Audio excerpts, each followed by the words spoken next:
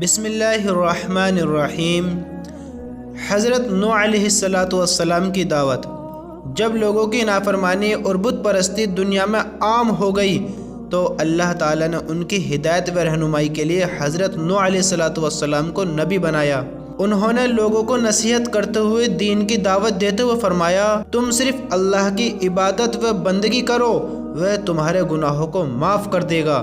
اس نصیحت کو سن کر قوم کے سرداروں نے جواب دیا، ہم تمہیں رسول نہیں مانتے کیونکہ تم ہمارے ہی جیسے آدمی ہو، نیز تمہاری پیروی ذلیل و حقیر اور کم درجے کے لوگوں نے کر رکھی ہے۔ حضرت نوح علیہ السلام نے فرمایا، اللہ تعالیٰ کے یہاں سعادت و نیک بختی کا دار و مدار دولت پر نہیں بلکہ اللہ کی رضامندی اور اخلاص نیت پر ہے۔ میں تمہیں یہ دعوت مال و دولت کی امید پر نہیں بلکہ اللہ کے حکم اور اس کی رضا کے لیے دے رہا ہوں، وہی میری محنت کا اجر و ثواب عطا فرمائے گا۔ غرض حضرت نوح علیہ السلام دن رات انفرادی و اجتماعی اور خصوصی و عمومی طور پر ایک طویل عرصے تک قوم کو شرک و کفر اور اللہ تعالیٰ کی نافرمانی سے ڈراتے رہے، مگر وہ باز تو کیا آتے بلکہ الٹا عذاب الہی کا مطالبہ کرنے لگے۔ درخت کا حضور صلی اللہ علیہ وسلم کو اطلاع دینا۔ ایک مرتبہ کسی نے حضرت مسروق رحمۃ اللہ علیہ سے پوچھا کہ جس رات جناتوں نے حضور صلی اللہ علیہ وسلم کا قرآن سنا تھا، اس رات آپ صلی اللہ علیہ وسلم کو جناتوں کی حاضری کی اطلاع کس نے دی تھی؟ تو حضرت مسروق رحمۃ اللہ علیہ نے فرمایا، مجھے حضرت عبداللہ بن مسعود رضی اللہ تعالیٰ عنہ نے خبر دی ہے کہ اس رات رسول اللہ صلی اللہ علیہ وسلم کو جناتوں کے بارے میں ایک درخت نے بتایا تھا، نمازی پر جہنم کی آگ حرام ہے۔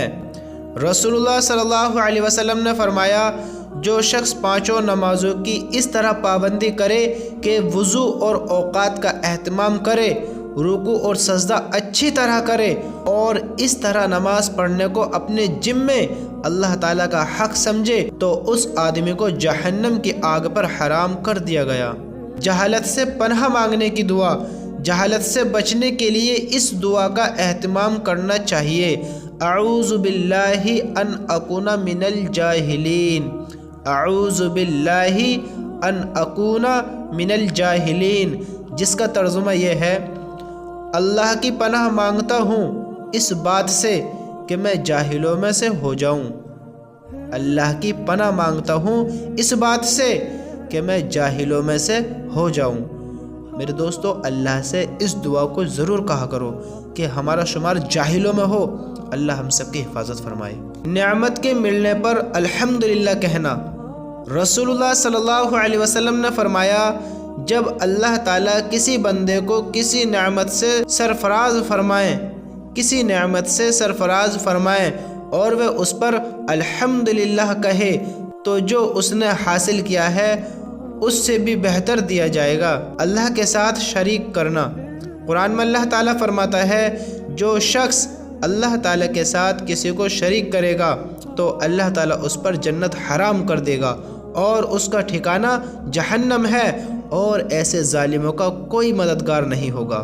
دنیا چاہنے والوں کا انجام۔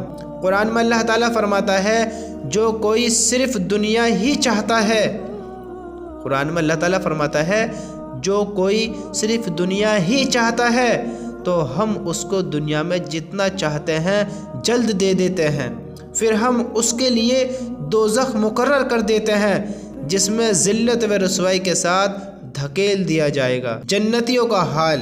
رسول اللہ صلی اللہ علیہ وسلم نے فرمایا، جنت میں لوگ کھائیں گے اور پیئیں گے لیکن نہ تو پیشاب پخانہ کریں گے اور نہ ہی ناک چھینکیں گے، بلکہ ان کا کھانا اس طرح ہضم ہوگا کہ ڈکار آئے گی جس سے مشک کی خوشبو پھیلے گی، اور ان کو اللہ کی ایسی تسبیح اور تکبیر بتائی جائے گی جس کو پڑھنا اتنا آسان ہوگا جتنا دنیا میں تمہارے لیے سانس لینا آسان ہوتا ہے۔ مسواک کے فوائد۔ رسول اللہ صلی اللہ علیہ وسلم نے فرمایا، مسواک ضرور کیا کرو۔ ہمارے نبی نے فرمایا، مسواک ضرور کیا کرو کیونکہ اس سے اللہ کی خوشنودی حاصل ہوتی ہے اور آنکھ کی روشنی تیز ہوتی ہے۔ نبی صلی اللہ علیہ وسلم کی نصیحت۔ رسول اللہ صلی اللہ علیہ وسلم نے فرمایا، تم میں سے کوئی شخص وفات پا جائے تو اسے اپنے گھر میں دیر تک نہ روکو، اس کو جلد دفن کرو اور دفنانے کے بعد اس کے سر کی طرف کھڑے ہو کر سورہ بقرہ کا شروع حصہ اور اس کے پاؤں کی طرف کھڑے ہو کر سورہ بقرہ کا آخری حصہ پڑھو۔ سورہ بقرہ کا آخری حصہ پڑھو۔ شروع حصے سے مراد الف لام میم سے مفلحون تک اور آخری حصے سے مراد آمن الرسول سے فانصرنا علی القوم الکافرین تک ہے۔ اللہ ہم سب کو ان حدیثوں پہ عمل کی توفیق نصیب فرمائے، آمین۔